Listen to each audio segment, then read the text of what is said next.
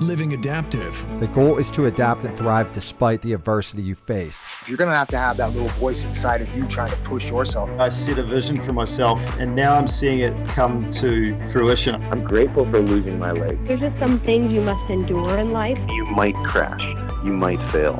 You can find a purpose in your suffering. I'm not special. I just decided that I'm not going to stop. You do everything you possibly can. We want to change the world. I'm going to adapt to it and make it the way it works for me. Take what it is from life that you want and enjoy it. All right, what's up, everybody? This is Living Adaptive, and if you don't know, man, just go to livingadaptive.com. You can get show notes, previous guests, all kinds of good shit there, so go there. But today, we got Ben Huntzinger on, and this is our first time we're doing a video podcast. We usually just do audio podcasts only, so this is going to be really interesting. And Ben, thank you for first being the trial run on this, because we do vlog a lot. We do get on the camera a bunch, but we don't get on the camera and do these interviews. So I appreciate you being here, man. Absolutely. I'm glad to be here. What an honor to be your first guest, man. Thank you. I'm here for everybody. Thanks, man. Yeah, we got like a ton of shows out, but we just never added video content. We were always just straight audio, straight to the app. So anybody watching now is still going to deploy to the regular app. So you'll be able to see this whole episode, all the good stuff, or hear this whole episode, all the good stuff there. But you won't get to see it through the app, of course. You'll be seeing it on YouTube, and then also we'll throw it out on Facebook. And we'll start with those two. And if it works out, we'll just go with those. So let's see what we got going. Now, Ben Huntzinger, you make some noise, man. You make a lot of noise in the adaptive community. I've watched a lot of your videos, and so you do a lot of cool shit out there. And what you're most well known for outside of your own adaptive story is that you're building some shit, man. So what are you doing out there? Right on, man. Yeah, I'm building the Spartan wheel Chariot, and what that is it's a 3/4 inch conduit handmade wheelchair that I build on an 8-acre pecan orchard here in South Georgia.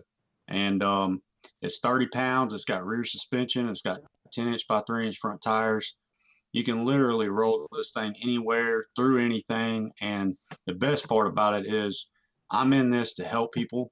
I'm in school right now getting my bachelor's in education to be a science teacher. So I make wheelchairs and sell them for $500 because everybody ought to be able to get a wheelchair that they can live an outdoor active lifestyle in. And that's what I'm about. You're kind of a no nonsense dude. You tell it straight. You know, you definitely went out there, put a product out there, but you probably hit a ton of roadblocks to get out there. I mean, making a chair for $500, and this is an off-road chair. And I've seen your chair in action, man, and it has rear suspension. And we'll get into that in a second, but like, what kind of roadblocks were you hitting along the way? Man, where do I begin? All right. So 10 years ago, I got paralyzed, and I'm a T4 complete para. So I don't have any movement, nothing from the chest down. And when I first started living the wheelchair world, I would go out to the river where there was gravel, roots, and rocks, and I would take my dog out there.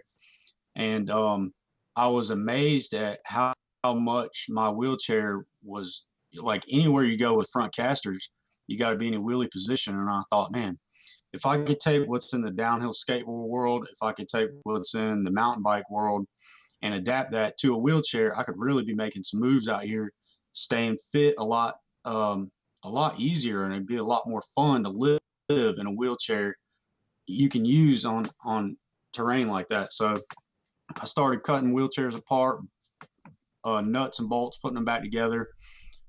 First wheelchair I ever built, I took a downhill skateboard axle and put it under the foot plate, flipped it around, and was out in the middle of the river, fly fishing, hanging out with my dog, and was just living, you know. Yep. And then I started getting into welding and stuff.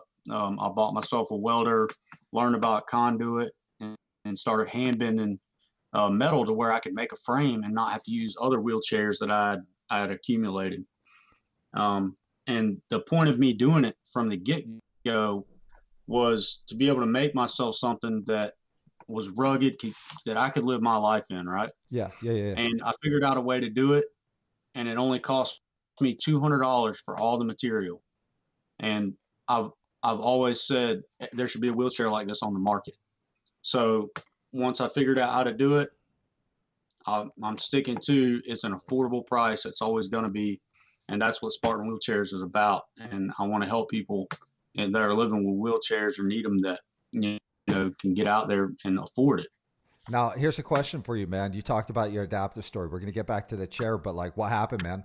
10 years ago, what happened? I got in a car wreck. I was going too fast around a turn, flipped the truck a few times, severed the spinal cord. And immediately, man, I was hit with, this is what's out there. These are the chairs. This is what's available. And I thought, man, this is crazy. You know, we've been to the moon, and wheelchairs are like this. You can go to Walmart, and there's a mountain bike with full suspension, disc brakes, aesthetics for $200. I thought, dude, this is crazy. So I started going to like Georgia Tech. I would hit up all these engineering facilities and fabrication shops, and nobody really understood what I was talking about, man. Most people, they saw a wheelchair and just thought, man, either this guy's just another guy in a wheelchair that isn't accepting his plot in life, or is mad and is taking it out on everybody else. Yeah. Nobody could get what I was talking about. And after I would hear people say stuff on my journey, like, just because other people don't understand your dream, it's all right. It's not their dream, it's your dream. And man, for years I was putting together stuff and just trying to get with the right people, and finally connected one day in college. 2 years ago, I went to a competition and won enough money to where I could buy a bulk supply of wheels from Spinergy, a bulk supply of coil springs, all the tools I needed, all the welding equipment I needed. And a buddy of mine had a shop in his backyard and said, you can start building them here. And I did it. And somebody reached out to me and said, we'll build your website for you. And from day one, man, since I kicked off, I've built 70 of them since May of last year. And I don't have any plans of stopping, man. It's a great wheelchair. Yeah, I agree. And then I don't think you have any plans of stopping it, of course, because I've heard, some of the plans you have in the future, but the research, man, a lot of people, I mean, you're a rugged dude for sure, man. You got some neck tats, you got the whole thing going, fuck, man. And then, but at the same time, you're out there hitting the stacks, man. I mean, you're literally out there working with some of the best technical universities and then researching what works best, including the rear suspension system, which I rarely see. And so like seeing what you've got and where you're going is pretty incredible, man. Your mindset though is definitely inventor. It's definitely entrepreneur mindset. So it's cool to see this because you don't see it a lot in this community, and it's kind of really empowering. It's something that we just don't get to see much of. And I'm sure a lot of people have reached back to you, a lot of good feedback, man, for sure. But I want to go back a little bit into your recovery, because just to help people kind of humanize who you are, you're not just this inventor that made this chair. You're also a guy that had to go through some tremendous recovery, man. What was the best stuff that got you through that situation when you were adapting? Taking my dog to the river, man. I lived about 6 miles from the Chattahoochee River in Atlanta, near the Shepherd Spinal Center. When I got hurt, I used to push my chair 3 miles on the sidewalk up to the Shepherd Center to lift weights and then back. And the sidewalks are all broken, beat up. And that was, the beginning stages of it. It was all part of a bigger plan to me, that I was made to do this. Like, I've always just had a knack for taking stuff apart and putting it back together. Yeah.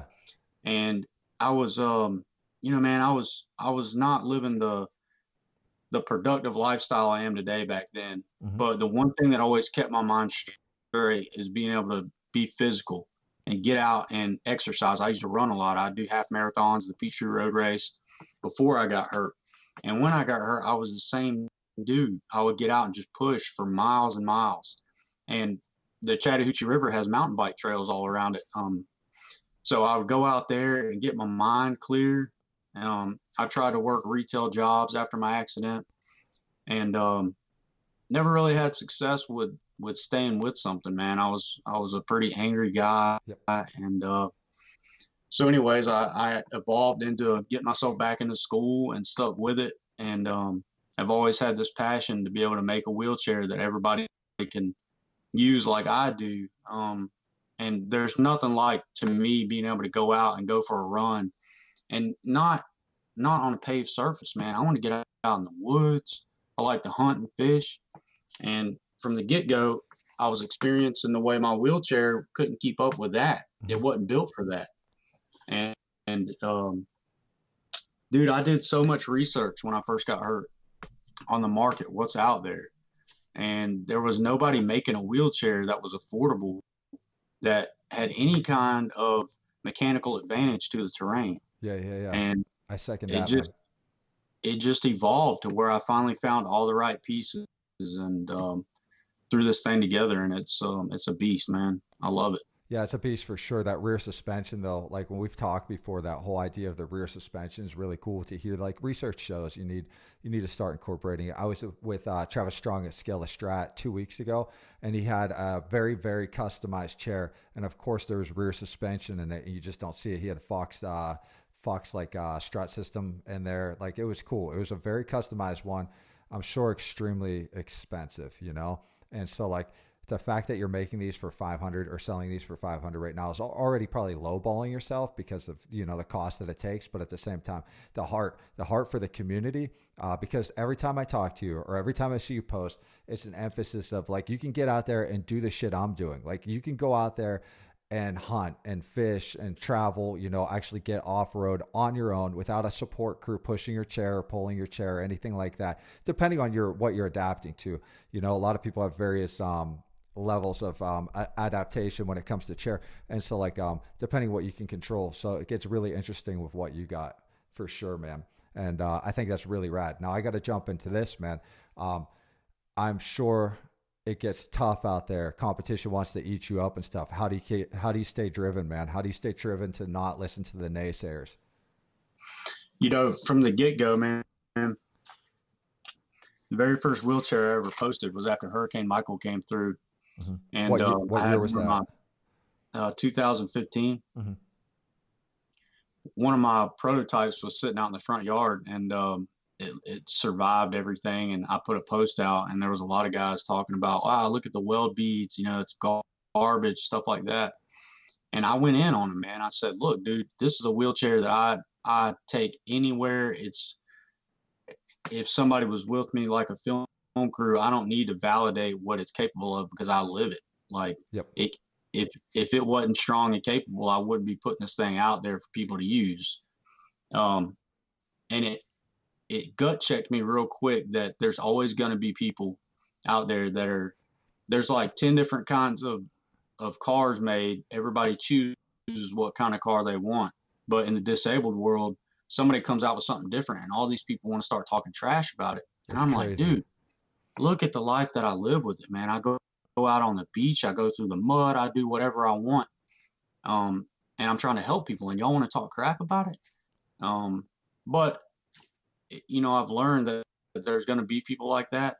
And no matter what, man, I'm always going to have a wheelchair that I know how to build, that if I can get somebody to embrace how much more of a lifestyle they can live with a chair that's capable of doing the things that they want to do, not bound to what a normal wheelchair is about, man, I think I can change the world.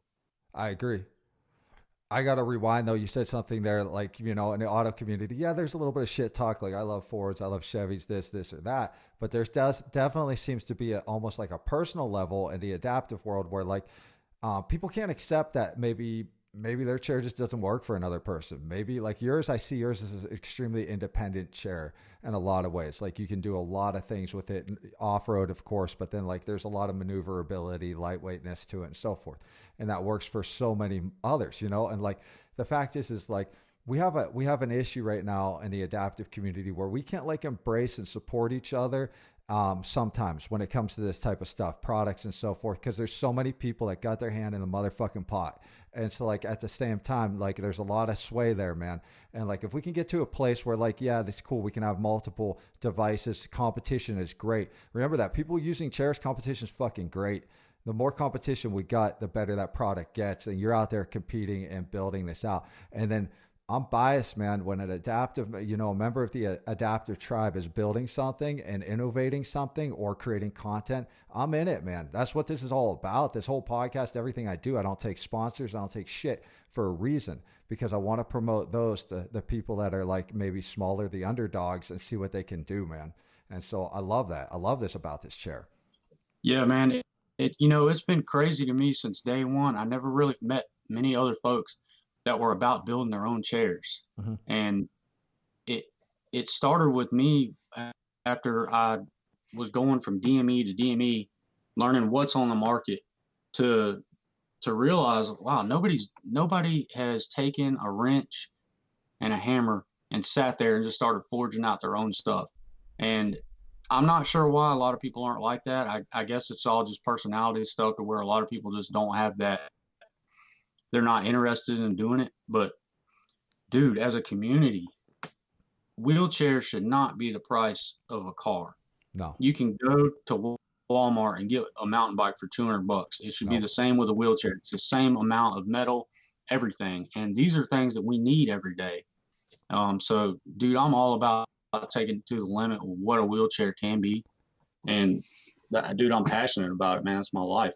Yeah, once you start getting that game where it's just outrageously, because you've got a whole team that like overhead that you got to support. I mean, people are not benefiting, so it's really frustrating. I'm going to go further. I'm going to go right into the CPO line of things, orthotics, prosthetics, everything. It's just crazy how much they are right now. And I understand it takes a whole team. And, you know, I have arguments back and forth. I have good friends in the field, very good friends. I'll be on the phone with one really soon. And it's not necessarily anybody's fault. It's just what the market has driven it to at this point.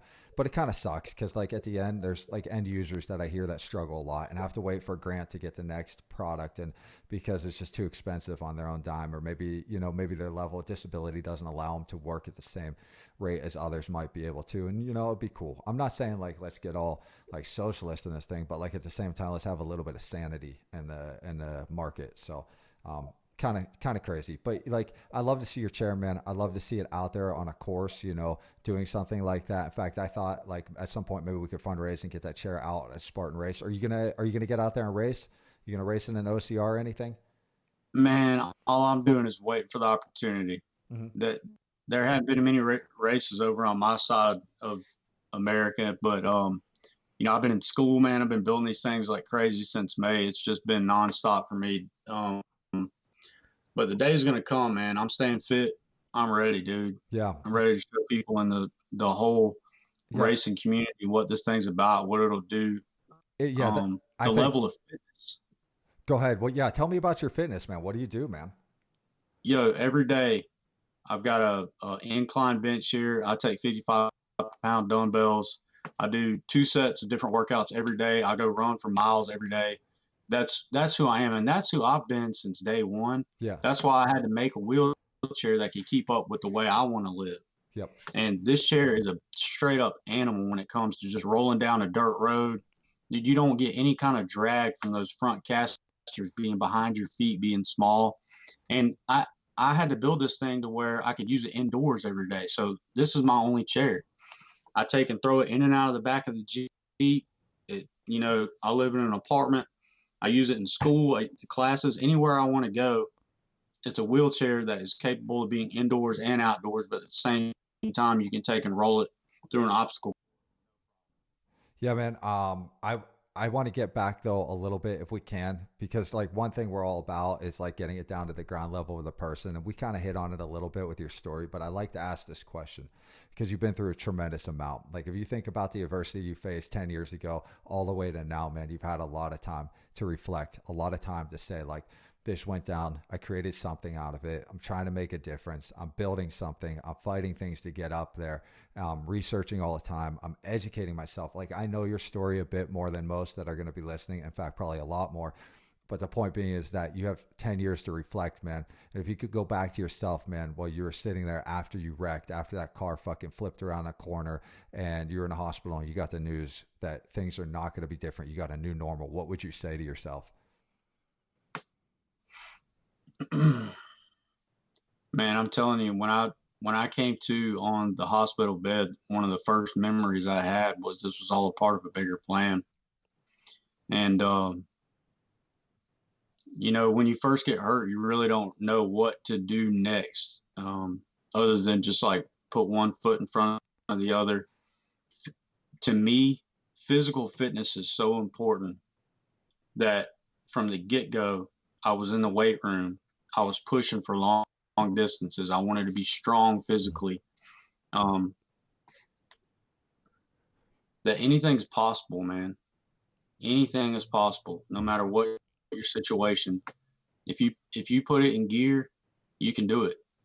Fuck yeah. And that's what had I embraced that at an earlier age, all this would have came about sooner. But I think I had to go through what I had to go through to get to where I'm at. And you know, I think that's everybody's life story is you go through things that mold you into who you are. And you know, there's a lot of people that when I was at the Shepherd Spinal Center, I kind of burned a lot of bridges there because I would go to the seating clinic and explain how I thought the wheelchair could be so much different. And I remember a therapist one time saying, you know, you're taking it out on us. But the way I saw it is you guys are making these cookie cutter wheelchairs, selling them for the 4 companies that like Colors, Tie Light, Top End, and Quickie. You know, those are the 4 big dudes in the game. And those are all these therapists are promoting their stuff there. And I'm like, but where's the innovation at? Like where, but these are all people that are just trying to help people get from point A to point B. And I think a lot of people accept this is just where the wheelchair's at.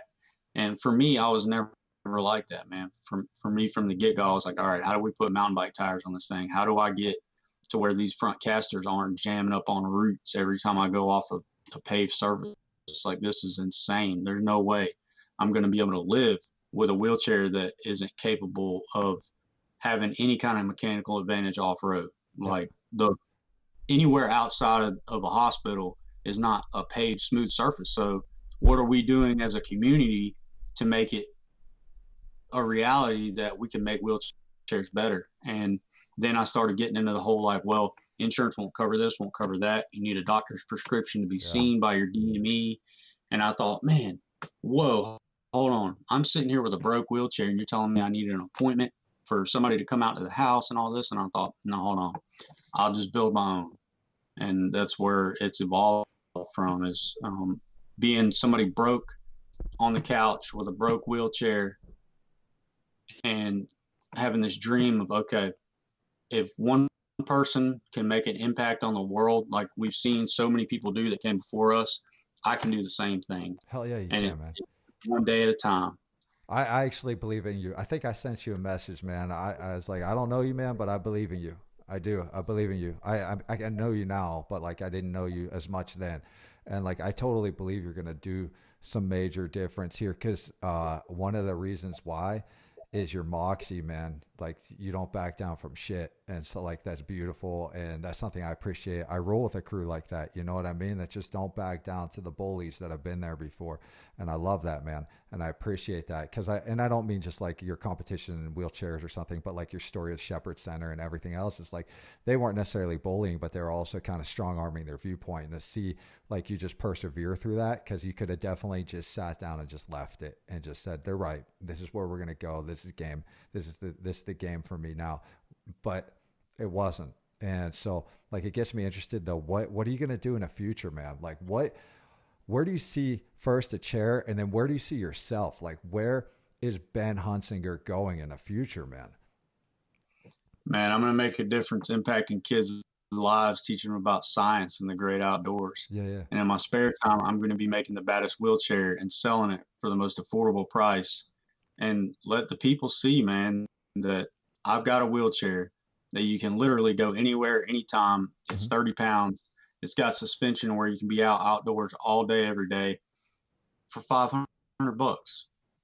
And I hope that other people steal this idea and start making cheap wheelchairs that are badass like mine. And that way the whole game changes. And there's not the Grit Freedom chair. There's not box wheelchairs. There's not 2 all-terrain wheelchairs made, one by Invacare, one by Colors. Like that's it. Like, whoa, there should be a huge production facility all over the place, sending wheelchairs all over the place that have the same technology that mountain bikes do. That should be a couple $100. You know, it really doesn't take rocket science to make it happen. It just takes somebody with the dream and the passion like I'm doing to change everything, man. And we're in the time to where, you know, the ADA wasn't even started until 1990. So we're at the forefront we're on the frontier of the whole new movement with prosthetics too. Oh yeah. Nobody really survived past the Vietnam era. There wasn't people living like with paralysis and other amputees and stuff like there are today. So we're in a whole new day.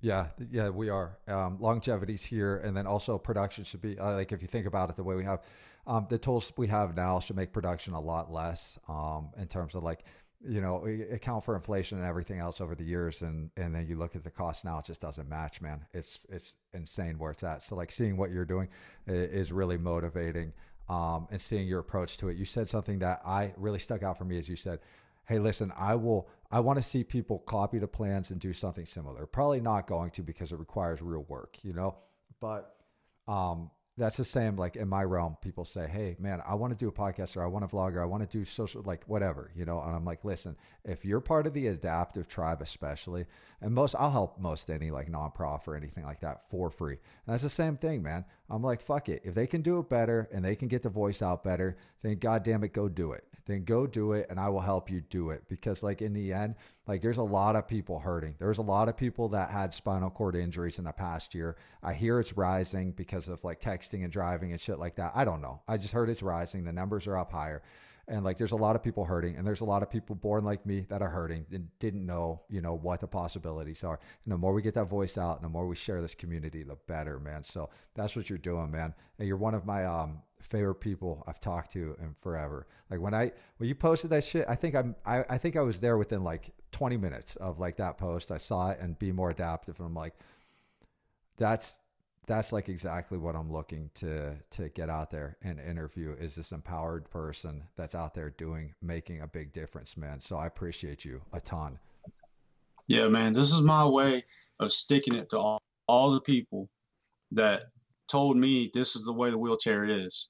We can't help you. I'm like, all right, so I'll sell the wheelchair for what it costs me to build it, just about, and put y'all out of business, man. No problem at all. Yeah. And that's what I'm doing, man, is I'm trying to be the guy that comes into the game with something that's better than anybody else's, that's cheaper than anybody else's, because that's what we should be doing as a community, sticking together and making stuff, not letting somebody live large off of us, dude. Yeah. You know, this isn't just because we want something. This is like, we have to have this to have a quality of life that is anywhere that gives us our sense of self.